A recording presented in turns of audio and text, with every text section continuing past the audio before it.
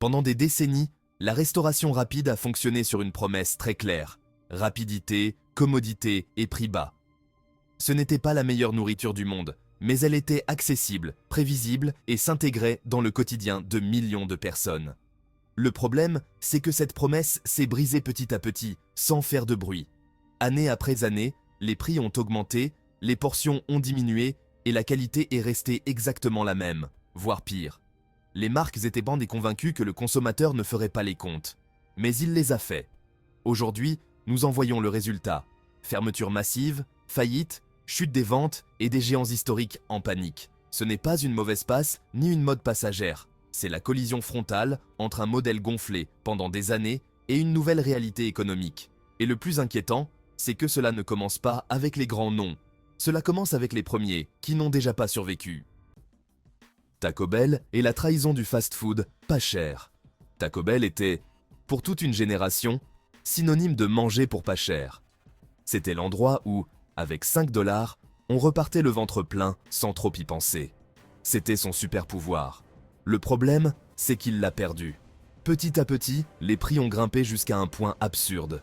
Des tacos simples frôlant les 3 $, des menus qui ne semblent plus être une bonne affaire, et une sensation constante de payer trop cher pour de la nourriture ultra transformée. Pendant un temps, la marque a essayé de compenser avec des lancements extravagants, des combinaisons impossibles et des produits viraux. Avant, ça fonctionnait. Maintenant, plus. Le consommateur actuel fait ses calculs, et quand il voit que pour le même prix, il peut acheter des ingrédients frais et cuisiner à la maison, ou aller dans un petit restaurant de meilleure qualité, Taco Bell perd de son attrait. Le résultat a été une série de fermetures silencieuses, surtout dans les petites villes. La marque qui vivait d'être bon marché a oublié de l'être. Et quand le fast-food cesse d'être rapide et bon marché, il perd toute sa raison d'être.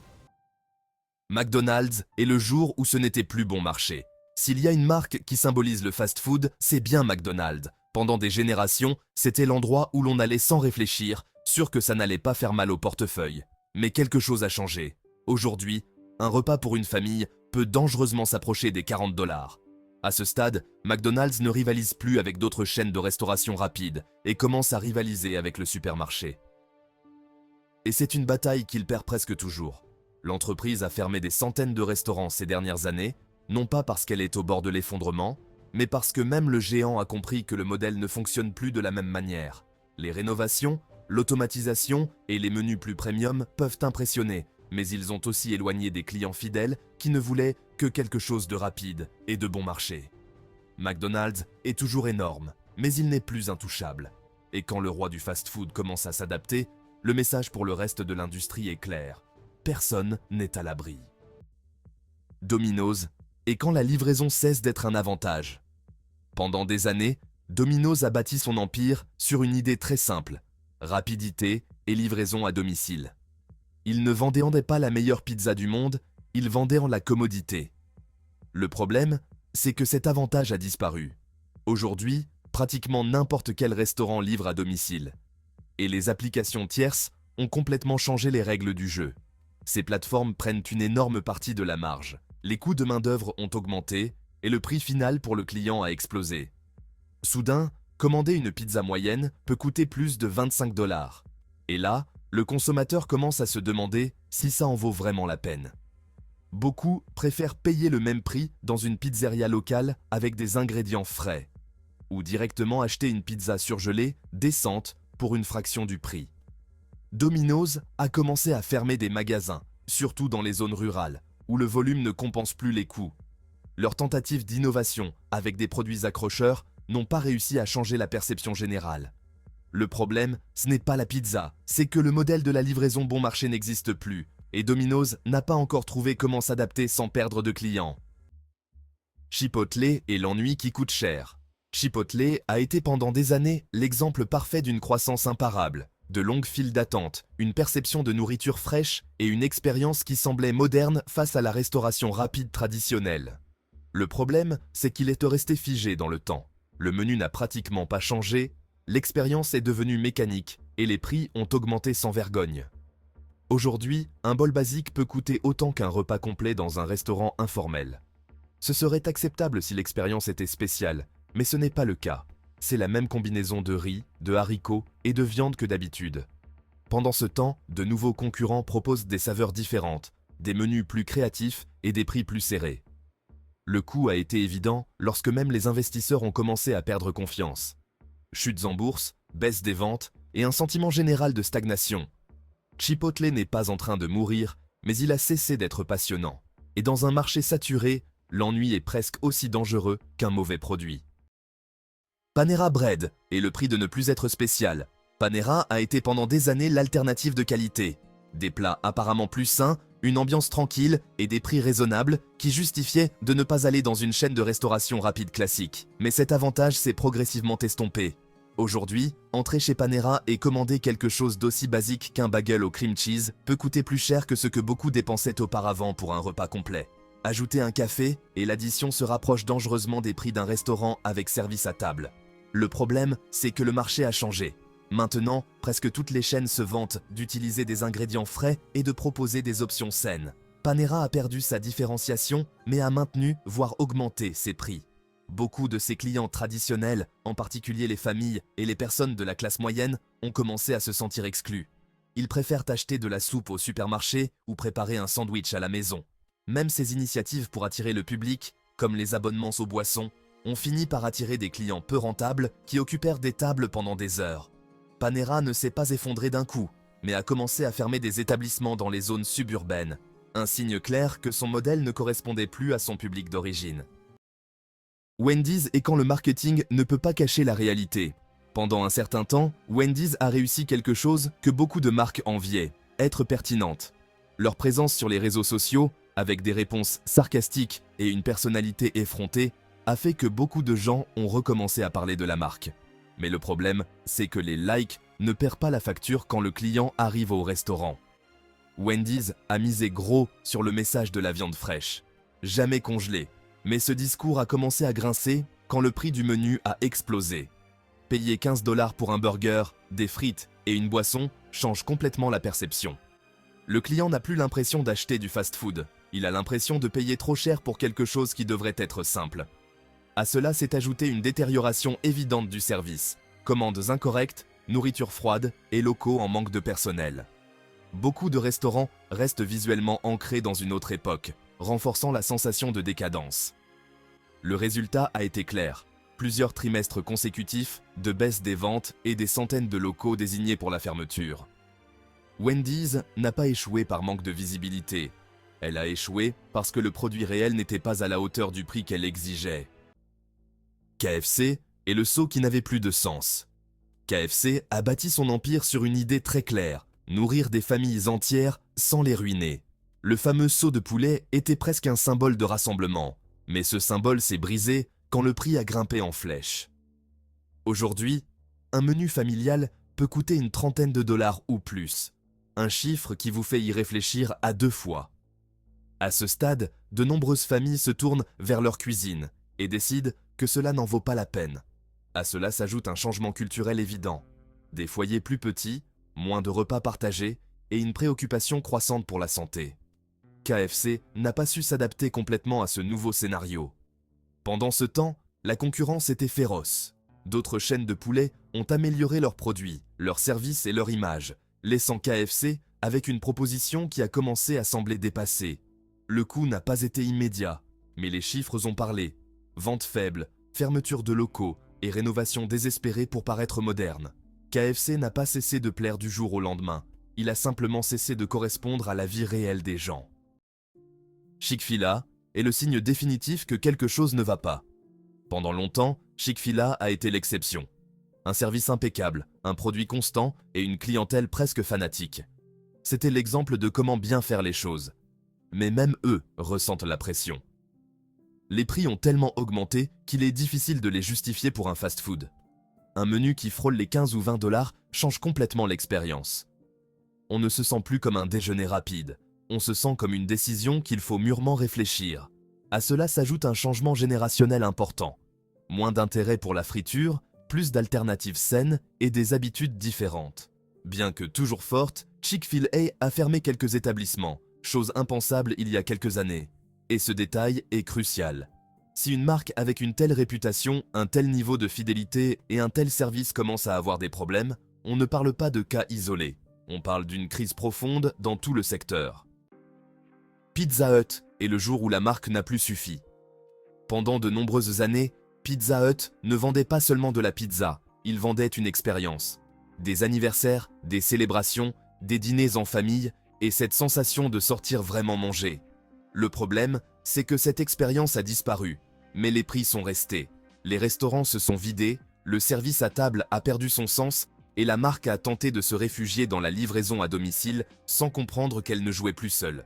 Les applications de livraison, les pizzerias locales, les fours à bois de quartier et même les pizzas surgelées de plus en plus savoureuses ont commencé à offrir plus pour le même prix. Et là, la nostalgie a cessé de fonctionner. Payer plus de 20 $ pour une pizza qui a le même goût qu'il y a 30 ans n'est plus charmant, c'est frustrant. De plus, ces immenses locaux aux toits iconiques sont devenus un fardeau économique impossible à supporter dans un monde axé sur le takeaway. Pizza Hut ne s'est pas effondré d'un coup, mais a commencé à fermer des centaines de restaurants physiques, se transformant en quelque chose de beaucoup plus petit et moins pertinent. Ils ont misé trop longtemps sur le fait que le nom suffirait, et le marché a prouvé le contraire. Arby's est le châtiment pour avoir perdu son identité. Arby's a toujours été une bizarrerie dans le monde du fast-food. Alors que tous se battaient pour les hamburgers et le poulet frit, ils avaient misé sur le roast beef. Cette différenciation a été leur plus grande force pendant des années. Le problème est survenu lorsque la marque a commencé à douter d'elle-même. Ils ont essayé de s'étendre avec des gyros, du poisson, de la dinde, des options temporaires et des menus de plus en plus confus. Au lieu de renforcer leur identité, ils l'ont diluée. Le client ne savait plus pourquoi il devait choisir Arby's plutôt qu'une autre chaîne. En même temps, les prix ont commencé à grimper à des niveaux difficiles à justifier. Pour beaucoup, Arby's est passé du statut d'endroit original à celui d'endroit simplement cher et peu attrayant. Pendant ce temps, les restaurants de restauration rapide décontractés offraient un plus de variété de protéines, une meilleure présentation et une sensation de nourriture plus fraîche pour un prix similaire. Le coup n'est pas arrivé avec de grands titres, il est arrivé en silence. Des locaux qui fermaient sans prévenir, des restaurants qui disparaissaient tout simplement des cartes. Arby's est l'exemple parfait de la façon dont une marque peut survivre pendant des années, jusqu'à ce qu'elle n'ait plus de raison claire d'exister. Dans un marché saturé, la confusion se paie avec des clients. Subway est l'erreur d'augmenter les prix sans rien améliorer. Pendant des années, Subway a été le roi incontesté du sandwich rapide. On le trouvait partout, dans les stations-service, les centres commerciaux, les supermarchés et même dans les recoins les plus improbables. Sa force résidait dans son omniprésence et l'idée d'une option plus saine dans le monde de la restauration rapide. Le problème, c'est que cette promesse s'est complètement vidée de son sens avec le temps. Alors que les prix augmentaient, le produit, lui, restait exactement le même. Du pain médiocre, des ingrédients répétitifs et une expérience devenue ennuyeuse, même pour ses clients les plus fidèles. Le fameux footlong est passé d'une bonne affaire à quelque chose d'étonnamment cher. Et quand le client a commencé à payer 8 ou 9 $ pour un sandwich, il a inévitablement comparé. C'est là qu'ont surgi des concurrents avec un meilleur pain, plus de garniture et une expérience clairement supérieure. Soudain, Subway n'était plus ni bon marché, ni bon. En 2024, plus de 600 restaurants ont fermé rien qu'aux États-Unis, un chiffre brutal pour une marque qui semblait auparavant infinie. Le plus grand péché de Subway a été la complaisance. Ils ont cru que l'habitude était éternelle, que les gens continueraient à venir par inertie. Mais quand le prix augmente, l'habitude se brise. Et une fois brisée, il est presque impossible de la récupérer. Dairy Queen, et quand le plaisir n'est plus bon marché. Dairy Queen n'a jamais été un restaurant où l'on allait par nécessité. C'était une récompense, un rituel estival, un arrêt rapide après une longue journée. C'est précisément pour cette raison que son modèle dépendait de quelque chose de très fragile, que le prix ne fasse pas mal. Pendant des années, commander un blizzard était une décision impulsive, presque automatique. Mais quand cette même crème glacée commence à coûter 6 $ ou plus, le cerveau cesse de la voir comme un plaisir innocent et commence à la comparer à des alternatives. Et c'est là que tout se casse. Aujourd'hui, n'importe quel supermarché vend des glaces de meilleure qualité, en plus grande quantité et pour la moitié du prix. Pour une famille, la différence est abyssale. De plus, en période de restrictions économiques, la première chose que l'on supprime n'est pas l'achat de base, mais l'envie du week-end. Cela a particulièrement touché les zones rurales et les petites villes, où Dairy Queen faisait partie du tissu local. Lorsque ces communautés se serrent la ceinture, la visite pour une crème glacée disparaît du budget. Le résultat est une succession constante de fermetures, de locaux vides et de franchisés qui ne peuvent plus soutenir l'entreprise. Dairy Queen n'a pas échoué en fabriquant mal son produit. Elle a échoué parce qu'elle a oublié que sa valeur était d'être accessible. Quand un petit luxe devient un luxe cher, il cesse d'être quotidien. TGI Fridays est la nostalgie qui ne vend plus. Il fut un temps où aller chez TGI Fridays était un véritable événement. Musique forte, serveur jonglant avec les verres, assiette énorme et cette sensation de vendredi permanent. C'était un divertissement accessible. Aujourd'hui, entrer dans l'un de leurs établissements, c'est comme voyager dans le temps, mais pas dans le bon sens du terme. Décoration désuète, concept épuisé et des prix qui ressemblent à une mauvaise blague. Le plus grand problème de Fridays n'a pas été de peu changer, mais de ne pas comprendre à qui il s'adressait. Pour les jeunes, l'endroit semble vieux et sans charme. Pour les clients fidèles, les prix sont carrément offensants. Payer près de 20 $ pour des apéritifs qui étaient autrefois bon marché, ça ruine complètement l'expérience. Le résultat était inévitable. En 2024, l'entreprise a déclaré faillite et le nombre de restaurants a chuté pour ne représenter qu'une fraction de ce qu'il était. Fridays a misé sur la nostalgie sans se rendre compte qu'elle ne fonctionne que si le prix suit. Personne ne veut payer des prix élevés pour des souvenirs du passé. Et quand une marque devient une parodie d'elle-même, le marché ne pardonne pas. On the Border est le prix de ne pas savoir qui on est. On the Border a été pendant des années cette option sûre. Ce n'était pas incroyable, mais pas mauvais non plus. Du Tex-Mex prévisible, de grandes assiettes, des margaritas acceptables et une expérience sans surprise. C'est précisément là que résidait sa force et sa faiblesse. Avec le temps, il a commencé à faire payer comme un restaurant sans cesser de se comporter comme un fast-food.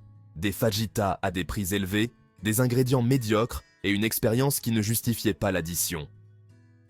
Pendant ce temps, le marché s'est rempli de taquerias plus authentiques, moins chères et beaucoup plus attrayantes visuellement pour les nouvelles générations. Les jeunes ont cessé d'y aller parce que ce n'était pas cool, et les clients fidèles ont cessé d'y aller parce que ce n'était plus à la hauteur du prix. Le coup de grâce est arrivé quand les dettes se sont accumulées et que les ventes n'ont pas suivi. En 2025, la chaîne a fait faillite et plus de 70 établissements ont fermé en quelques mois. Le plus dur, c'est que personne n'a été surpris. Tout le monde le voyait venir. On the Border n'est pas tombé à cause d'une erreur ponctuelle. Il est tombé à cause d'années de décisions médiocres, de ne pas avoir défini s'il voulait être rapide ou un restaurant, bon marché ou premium.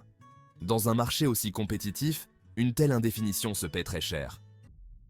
Boston Market est le début de l'effondrement. Boston Market est l'exemple parfait de la façon dont une marque peut perdre totalement sa raison d'être sans s'en rendre compte. À l'époque, l'idée était géniale. Des plats faits maison, rapides, chauds et réconfortants, pour les familles qui n'avaient pas le temps de cuisiner. Poulet rôti, purée, légumes, le tout avec cette sensation de repas du dimanche sans l'effort. Le problème, c'est que le monde a changé, et pas Boston Market. Alors que les supermarchés ont commencé à vendre des poulets rôtis entiers à des prix ridiculement bas, cette chaîne a continué à facturer des prix de restaurant pour quelque chose qui n'était plus spécial.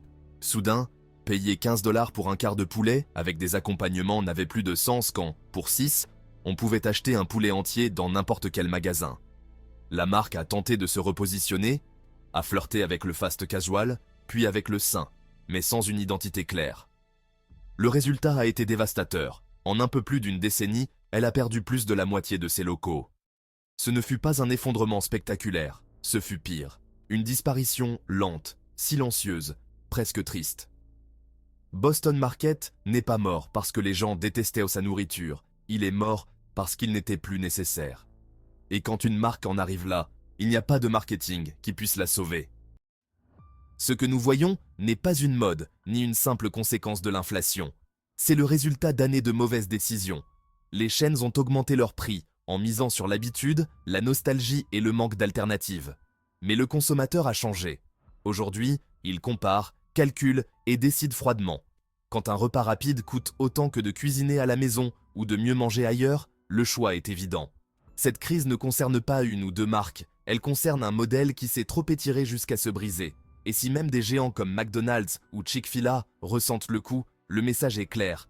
l'ère de la restauration rapide, chère et médiocre, atteint ses limites. Le marché a parlé, et il n'a pas été tendre.